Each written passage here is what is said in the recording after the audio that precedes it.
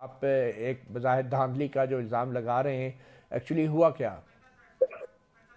जी, ये हुआ जी कि पहले दिन से ही जो पुलिस हमारा पीछा कर रही थी और जहाँ पर भी हम जाते थे, हमारी कुर्सियाँ उठा ली जाती थी और जो ला वहाँ लोग बैठे होते थे, उनको भगा दिया जाता था। साउंड वो अपने कब्ज़े में ले लेते थे और सख्त नताइज का जो है ना सबको वार्निंग देते थे। जो जहाँ पर सारे नोटेबल्स हैं, उनको थानों में बुला के वार्न किया गया कि अगर आप अपना दानियाल अज़ीज़ के लिए सपोर्ट ख़त्म नहीं करेंगे, तो हम आपके साथ बड़ी सख्ती बरतेंगे।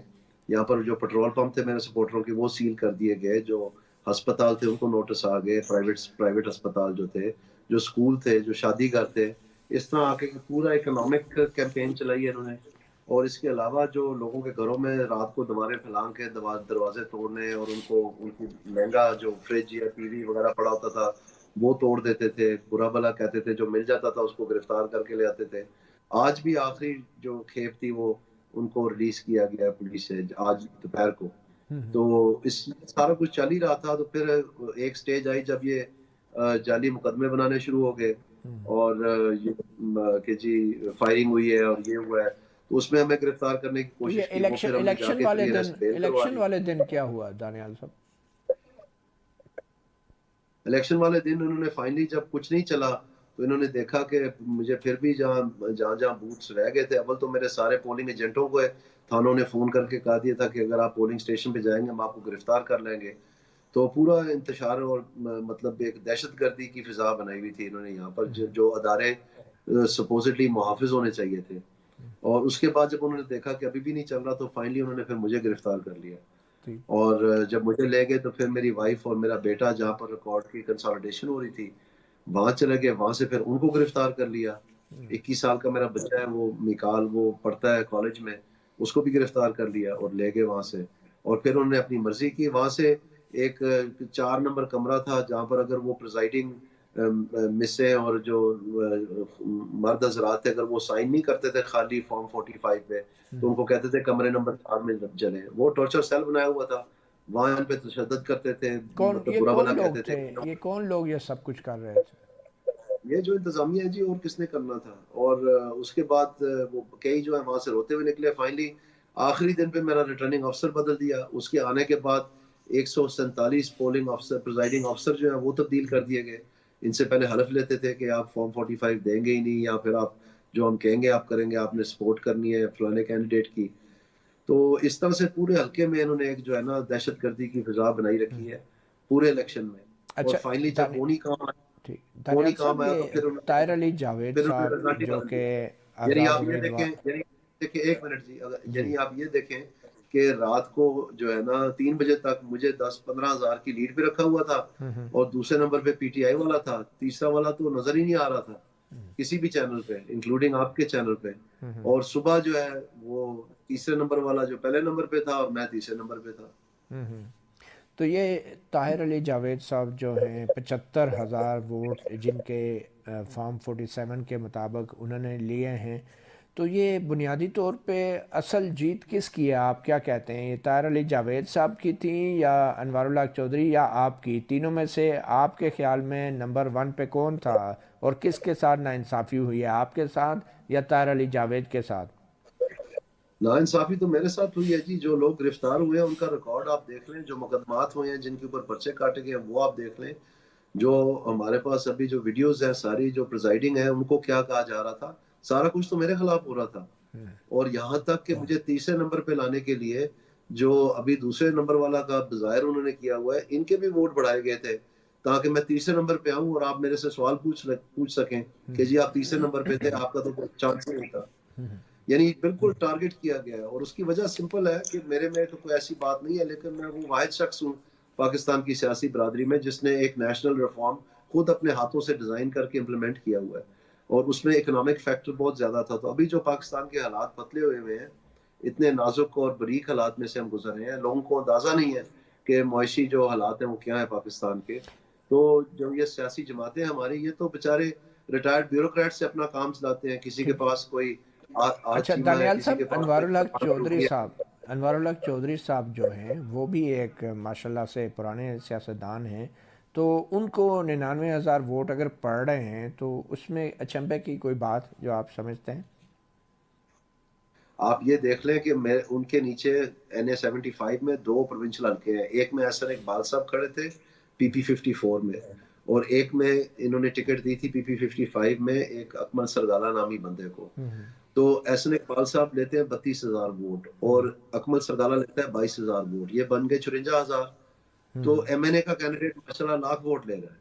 पूरे पाकिस्तान में टर्नआउट जो है वो तकरीबन 42-43% है, यहाँ पर माशाल्लाह 51% है। कितने, सॉरी? 51%। अच्छा, 51। तो ये अच्छा, बड़ा आसान तरीका होता है कि आप पर्चियां डाल दें, उसमें सिर्फ ये होता है कि टर्नआउट बढ़ जाता है। तो फिर अभी आपने क्या कानूनी रास्ता अपनाया है? मेरे तो जी जो एप्लीकेशंस हमने दी थी वो तो इन्होंने मुस्तरद कर दी है, जो फॉर्म 47 से शाया होने से पहले की थी रिकाउंटिंग की। रिकाउंटिंग हर एक का राइट होता है, तो वो तो उन्होंने मुस्तरद कर दी, क्योंकि उन्होंने कहा जी आप पर्सनली हाजिर नहीं हुए। तो मैं तो जेल में था, मैं कैसे हाजिर होता। और मतलब मजाक ही बनाया उन्होंने, मुझे तब तक नहीं छोड़ा जब तक फॉर्म 47 इशू नहीं हुआ। आप ये तो देखें। फॉर्म 45 और आपके पास सारे मौजूद हैं आपके पोलिंग स्टेशनों के? जी मेरे 415 पोलिंग स्टेशन थे, तो वो हम इकट्ठे कर रहे हैं, कोशिश कर रहे हैं। लेकिन बहुत सारे प्रिसाइडिंग ऐसे थे जिनको आखिरी रात इन्होंने बदला है, तो उन्होंने साफ जवाब दे दिया कि हमारे थैले में सिरे से है ही नहीं, हम आपको कैसे दें। तो उन्होंने दिया ही नहीं हमें। नहीं, ये 20 उम्मीदवार थे आपके मुकाबले में, 19 उम्मीदवार थे, इनमें से किसी के पास भी फॉर्म 45 नहीं जो आपसे शेयर कर सकें, या इनमें से किसी नहीं, एक शख्स ने भी ये कहा हो कि ये जो नतीजा है फॉर्म 45 के मुताबिक नहीं है? सब कह रहे हैं जी, और इन्होंने ये नहीं किया कि सारे नहीं दिए, इन्होंने काफी सारे दिए भी हैं, लेकिन जो बीच में से गैब है उसमें जो केस तो फिर कमजोर हो जाता है ना। ठीक।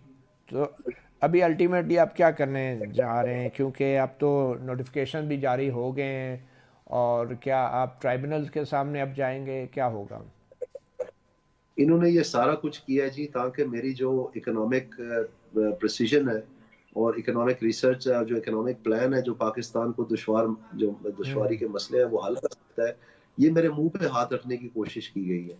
ठीक। तो जब मैंने महंगाई की बात की, जब मैं बेरोजगारी की बात करता हूँ, तो तब इनको बहुत तकलीफ होती है, क्योंकि इनकी रेडियां तो खाली हैं।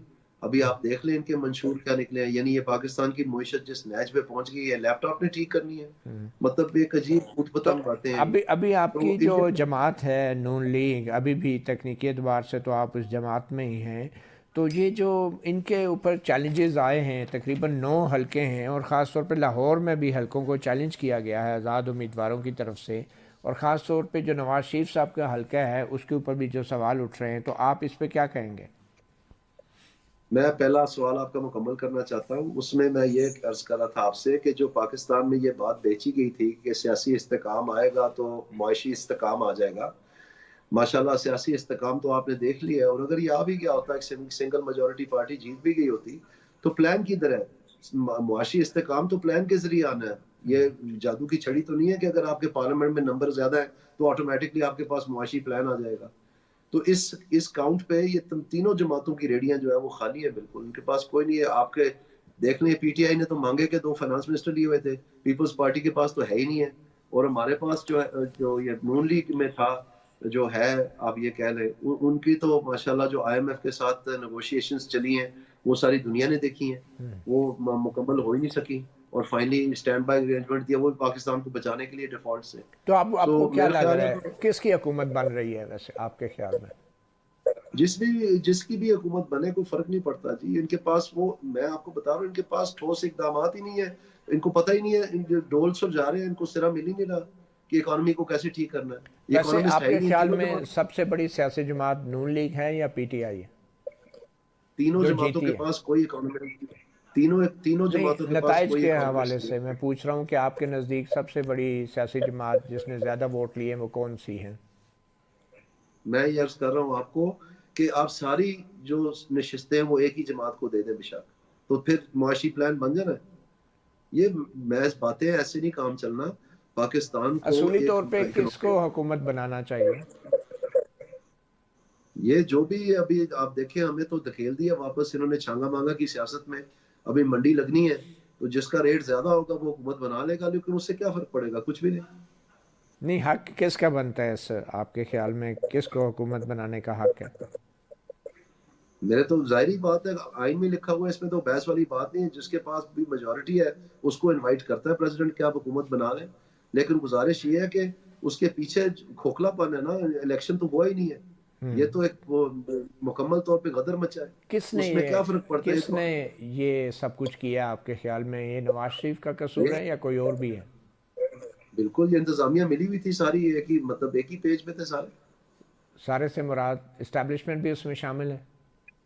जो भी इंतज़ामिया चला रहे हैं आपके सामने है। तो आप क्या कहेंगे कि अब क्या करना क्या चाहिए आपकी पार्टी को ऐसी सूरत हाल में? मेरी पार्टी तो जी अब जो रही नहीं है। मैं तो अब ज़ाहिर-सी बात है, जब मैंने ये शो कॉज़ नोटिस इश्यू हुआ है तो मैंने उसका जवाब दिया है। तो वो शायद कड़वा लगा हो, लेकिन मैं सच बोलता हूँ। क्या किसी को क्या कड़वा जवाब लगे क्या या ना दिया लगे। आपने शोकाज में? मुझे उन्होंने ये लिख के भेजा था कि आपका बयान हक़ाइक़ पे मबनी नहीं है। तो मैं तो इंतज़ार करता हूँ सारी ज़िंदगी का, मुझे कोई ये बात कहे तो सही। एहसन तो इकबाल मैंने साहब फिर के उनको हवाले से? 5 जी, मैंने फिर 5-7 सफ़े का उनको जवाब लिख के भेजा, जिसमें मैंने तमाम हुकूमती दस्तावेज़ात कोट चले। किए और तमाम एविडेंस साथ लगाया, तो फिर उसके बाद नहीं वो बोले। Anyway that doesn't matter. Point तो ये है जी कि अब पाकिस्तान का करना क्या है? वो मुझे बताएँ ना कि वापडा कैसे ठीक करना है, ये जो बिजली के बिल हैं, ये जो पा 500 अरब की चोरी है, इसके लिए क्या हल है इनके पास? ठीक। और ये जो पाकिस्तान की मईशत जो है, जो पटरियों से उतरी हुई है और बज़ाहिर जो है हम फिर से डिफ़ॉल्ट की तरफ जा रहे हैं, इसका क्या करना है? ये चीज़ बताएँ ना। चले, बहुत शुक्रिया दानियाल अजीज़। सहाफ़ी प्रोग्राम से इतना ही, इजाज़त दीजिए। अल्लाह हाफिज़।